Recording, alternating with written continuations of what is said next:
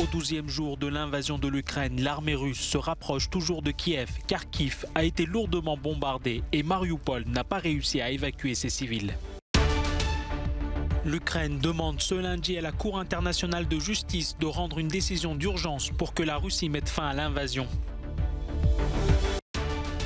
Les bourses mondiales dégringolent, le cours du pétrole monte en flèche. Après 12 jours de combat en Ukraine, l'économie internationale est au bord de l'embolie.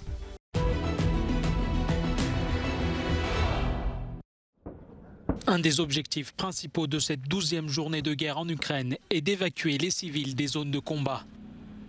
L'armée russe a annoncé ce lundi l'ouverture de plusieurs couloirs humanitaires et l'instauration de cessez-le-feu locaux pour évacuer des civils de Kharkiv, Kiev, Mariupol et Soumy. Mais pour l'Ukraine, ce n'est pas une option acceptable. Kiev a refusé les couloirs humanitaires vers le Bélarus et la Russie proposés par Moscou. Ce lundi matin, les secours ukrainiens ont annoncé que 9 personnes, dont 5 civils, ont été tuées dimanche dans les bombardements de l'aéroport de Vinnytsia menés par les forces russes. Le nombre de victimes augmente avec les bombardements incessants de la Russie. Selon des témoins, 4 personnes, dont 2 enfants, sont mortes suite au pilonnage d'Irpin, près de Kiev, ce dimanche. La Russie a officiellement annoncé qu'il y aura des bombardements sur notre territoire. La plupart de nos usines et nos complexes de défense ont été construits il y a des dizaines d'années, certains même par le gouvernement soviétique. Ces complexes sont situés dans des villes. Ils sont au milieu d'un environnement urbain. Des milliers de personnes travaillent là-bas. Des centaines de milliers vivent à proximité. Les cibler est un crime, un meurtre délibéré. Ces bus étaient censés emmener en sécurité les civils évacués de Mariupol. Mais la deuxième tentative d'évacuation des habitants de cette ville, encerclée par les forces russes, a également échoué ce dimanche. Le président russe, Vladimir Poutine, a mis cet échec sur le compte des nationalistes ukrainiens. La ville d'Odessa, le principal port d'Ukraine situé sur les bords de la mer Noire, se prépare également à l'assaut des forces russes. Pour Kiev, cette attaque serait un crime historique. La vague de réfugiés quittant l'Ukraine ne cesse de grandir. En seulement 10 jours, plus de 1,5 million d'Ukrainiens ont fui leur pays, selon le Haut Commissariat des Nations Unies pour les réfugiés. Il s'agit de la crise migratoire la plus rapide en Europe depuis la Seconde Guerre mondiale. Environ 1 million de personnes se sont réfugiées en Pologne, pour la plupart des femmes et des enfants, les hommes étant restés sur place pour combattre. Mais cette famille a plus de chance. Yevhen Chonomordenko est ukrainien. Lorsque la guerre a éclaté dans son pays, il travaillait en Pologne. Ce n'est que 11 jours plus tard qu'il a pu retrouver sa femme et ses 2 jeunes enfants qui ont fait tout le chemin de Kiev à la frontière polonaise. Pour l'heure, Yevhen ne sait pas s'il retournera en Ukraine, sa priorité étant de trouver un endroit sûr pour sa famille. Pour la plupart des réfugiés, traverser la frontière est un voyage vers l'inconnu. La Hongrie a jusqu'à présent vu arriver plus de 120 000 personnes qui sont contrôlées et enregistrées. Des bénévoles et des interprètes les attendent. Nous avons beaucoup pleuré. Les femmes ici pleurent avec nous. Elles sont très reconnaissantes pour chaque bouchée de nourriture, pour chaque drap ou serviette que nous pouvons leur donner. Des réfugiés ont également fui vers la Roumanie, la Slovaquie, la Moldavie et même la Russie. Je me trouve ici dans ce qui, il n'y a pas si longtemps, était le Centre national d'art situé dans la ville de Lviv, à l'ouest de l'Ukraine, un centre très connu qui s'est maintenant transformé en centre humanitaire. Et derrière moi, ce que l'on peut voir, ce sont des piles de jouets.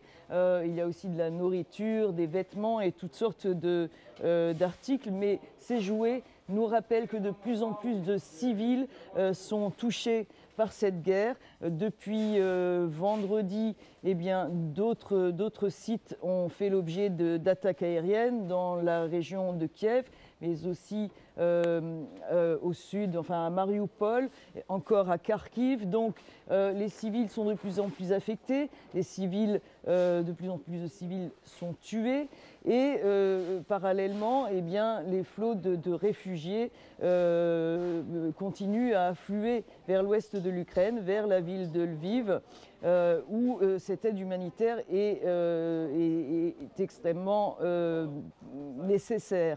Mais ce que me disent les gens ici, c'est que autant l'aide internationale, l'aide humanitaire est la bienvenue, autant ce qu'ils attendent maintenant de la part de la communauté internationale, c'est avant tout qu'elle ferme son espace aérien à la Russie. Valérie Goria de Lviv pour Euronews. Ces réfugiés ukrainiens arrivent sur le sol allemand. En bus, en train ou en voiture, leur nombre s'accroît au fil de l'aggravation des combats. Ici, dans la gare principale de Berlin, ces volontaires aident les réfugiés pendant leurs premières heures en Allemagne. C'est terrible, tout simplement terrible que quelque chose comme ça puisse arriver. Je me sens impuissant quand je vois comment les gens sont bombardés chez eux et personne n'aide vraiment. Vous savez, ma famille a été assassinée pendant l'Holocauste. Je suis juive. C'est la même chose qui se répète. Mais c'est impossible que quelque chose comme ça se reproduise de nos jours. Des milliers de personnes arrivent ici chaque jour. Les structures d'accueil de la capitale sont désormais totalement surchargées, selon le Conseil berlinois pour les réfugiés. Les autorités et la population se mobilisent. En une semaine, 40 millions d'euros de dons ont été enregistrés. Nous voulons vivre dans notre pays avec nos amis et notre famille. Mais les gens sont sympathiques, ils nous aident. Avec beaucoup de vêtements, de la nourriture et de l'eau. En Autriche, environ 7000 Ukrainiens sont entrés dimanche selon le ministère de l'Intérieur. La plupart en voiture ou comme ici en train. Dans la gare, des lits d'urgence ont été mis en place. Le flux de réfugiés va se poursuivre. Les couloirs humanitaires annoncés par la Russie ne visent pas seulement à sauver les civils ukrainiens, mais aussi à les déplacer. L'Ukraine demande ce lundi à la Cour internationale de justice de rendre une décision d'urgence pour que la Russie mette fin à l'invasion. Pour Kiev, les raisons invoquées par Moscou pour justifier son invasion se fondent sur une interprétation erronée de la Convention sur le génocide.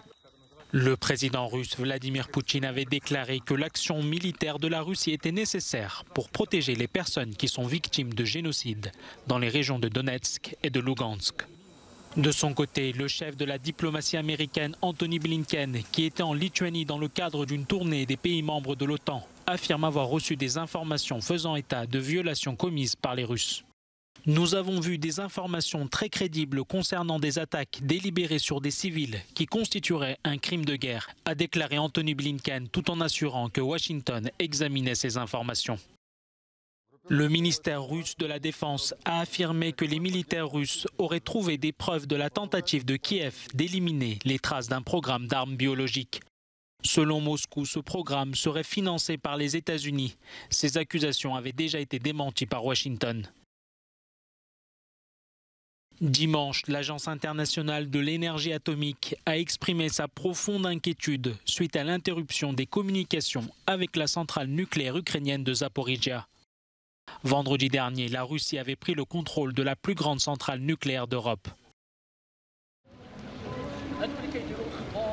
Les ministres des Affaires étrangères des 27 pays de l'Union européenne se sont réunis dimanche soir à Montpellier.